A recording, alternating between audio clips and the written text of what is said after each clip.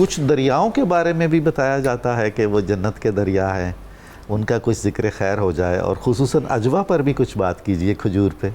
جی بالکل ایسا ہی ہے کہ اللہ تبارک و تعالیٰ نے بہت ساری چیزیں ایسی ہیں جن کے اندر جنت کا رنگ رکھا، ان کی خوشبوئیں رکھیں، ان کی برکات رکھیں۔ انہی میں سے ہمیں احادیث مبارکہ میں تذکرہ ملتا ہے دریائے نیل اور دریائے فرات۔ اچھا۔ آقا علیہ السلام معراج کی شب جب آپ تشریف لے گئے تو اس میں طویل حدیث ہے، اس میں آقا علیہ السلام فرماتے ہیں کہ میں جب سدرۃ المنتہا پہ پہنچا جی تو اس کی جڑ میں سے 4 نہریں نکل رہی تھیں یا دریا اچھا، نکل رہے اچھا۔ تھے، اور ان میں سے 2 ظاہر تھے اور 2 باطن تھے۔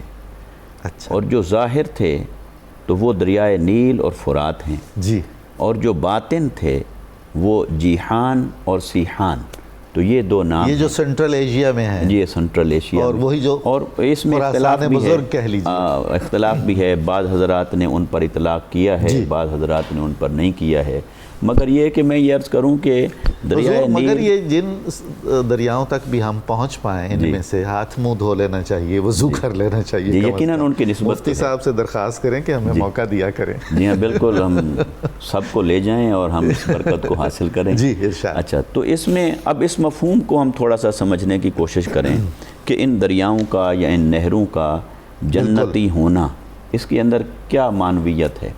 اس میں جو ہمارے اکابرین کی آراء کا خلاصہ اگر کروں تو ایک بات جس میں وزن بنتا ہے وہ یہ کہ ان چیزوں کی اصل جو ہے وہ جنت ہے۔ واہ واہ۔ جیسے ہم انسان کی بات کریں، حضرت آدم علیہ السلام کو اللہ تبارک و تعالیٰ نے تخلیق فرمایا تو حضرت آدم علیہ السلام جنت میں ہی رہتے تھے، بے شک۔ تو گویا انسان کی اصل بھی جنت ہے، جی ہاں۔ وہ وہاں سے یہاں بھیجا گیا ہے۔ تو ایسے ہی اللہ تبارک و تعالیٰ نے یہ جو دریا ہیں، نہریں یا 4 جن کا ذکر ہوا ہے، تو ایک معنی یہ ہو سکتا ہے کہ ان کی اصل جنت ہے، جی اور جیسے ایک انسان جنت سے آیا اور پھر انسان پھیل گئے، بالکل۔ ان کی نسل آگے بڑھی، تو اللہ تبارک و تعالیٰ نے اگر ایک قطرہ بھی بھیجا ہو اور وہی پھیل کر دریا ہو گئے ہوں بے تو وہ اپنی اصل کے اعتبار سے اس طرح جنتی ہوئے، جنت کے ہوئے۔ یا اس کو اگر میں ایک اینگل سے یوں بیان کروں، جیسے آج کے زمانے میں ہم دیکھتے ہیں کسی چیز کی ایک سافٹ کاپی ہوتی ہے، پھر ایک ہارڈ کاپی ہوتی ہے، چونکہ وہ قادر مطلق ایسا ہے، وہ خالق ایسا ہے، وہ اس کی شان تخلیق ایسی ہے کہ وہ ہر چیز پر قادر ہے۔ تو یہ جو دنیا کے اندر ہے، یہ مادی دنیا ہے، جی ہاں۔ تو یہ ہارڈ کاپیز ہیں، ویسے اور بھی اللہ مفتی تبارک صاحب و وہ تعالیٰ جو نے، ارشاد فرمایا گیا ہے کہ وَجَعَلْنَا مِنَ الْمَاءِ كُلَّ شَيْءٍ حَيٍّ، جی تو یہ جو دریا ہیں جی اور ان کا پانی ہے، جی، انہوں نے کھیتیوں کو سیراب کیا، دلوں کی کھیتیوں ان کے اندر کو اللہ نے سیراب- زندگی رکھی ہے، جی، زندگی حیات کو رکھی، رکھا ہے، بالکل۔ انسان کی زندگی اور حیات بھی اسی میں ہے، نباتات کی زندگی اور حیات بھی اسی میں ہے۔ تو اللہ تبارک و تعالیٰ نے گویا کہ ان دریاؤں کو، دریائے نیل اور فرات، یہ ان کی فضیلت بھی ظاہر ہوتی ہے، ان کی عظمت بھی ظاہر ہوتی ہے، اور ان کا جنت کے ساتھ ایک تعلق و نسبت بھی ظاہر ہوتی ہے۔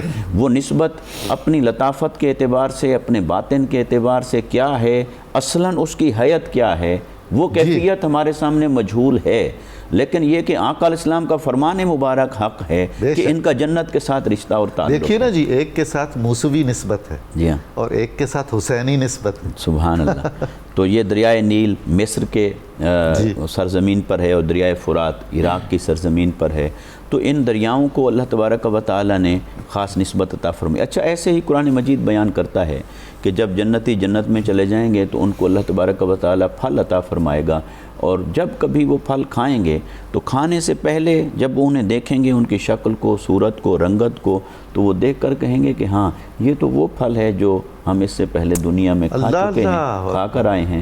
لیکن اللہ تبارک و تعالیٰ نے بیان فرمایا کہ جب وہ اسے کھائیں گے تو وہ اس کے متشابہ تو ہوگا، ملتا جلتا تو ہوگا، مگر وہ بعین ہی وہ نہیں ہوگا، تو لہٰذا اس کا ذائقہ کچھ اور ہوگا، اس کا معیار اور کوالٹی کچھ اور ہوگی، اور یہ جو ہم دنیا میں کھاتے رہے یہ اور ہے۔